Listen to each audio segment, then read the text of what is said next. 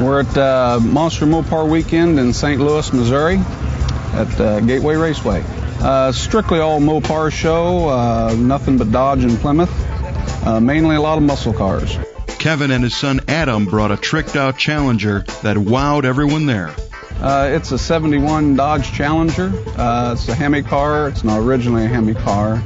It's not my car, unfortunately. It's my son's, and he couldn't be here today. He bought this car when he was 13. He's now 22. The car's never been on a rotisserie, but it's actually had like quarter panels put on it. It's wearing a lot of the original sheet metal other than maybe the rear quarter panels. But it's been totally gutted and stripped and totally restored other than being turned upside down and having the bottom of it painted. We try to think that we haven't really chopped the car up that bad. I mean, this car could be put back to the original pretty easily. You know, take some wheels off of it and some things like that.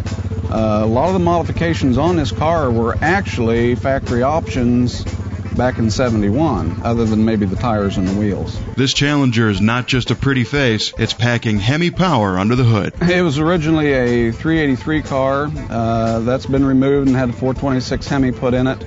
It's not a crate Hemi, it is an original Hemi engine, built in 1970. It's got 12-to-1 forged pistons in it. It does have the street Hemi cam in it for the year of 1970. It does have headers on it. It's got a pair of AFB 700 carburetors on it that aren't factory carburetors, but a lot of it's factory or stock, but it's got a little performance parts in it. Runs good. Scary. It's scary. Runs good, drives good, runs as good as it looks. We like the subtle mods that make this car look more aggressive without going overboard. My son likes the low look. It's as low as it can possibly go. It drags on just about a peanut hull. I mean, it's low.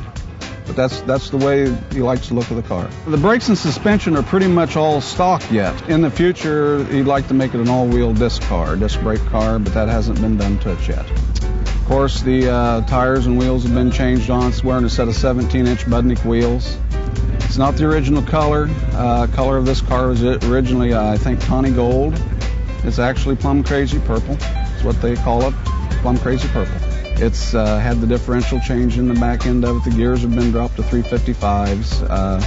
It's got custom exhaust on it. It's got the TA style exhaust with a set of cutouts on it, or some people call them dumps. We use a lot of Year One, a lot of Mopar Performance. Those are the main two suppliers we use.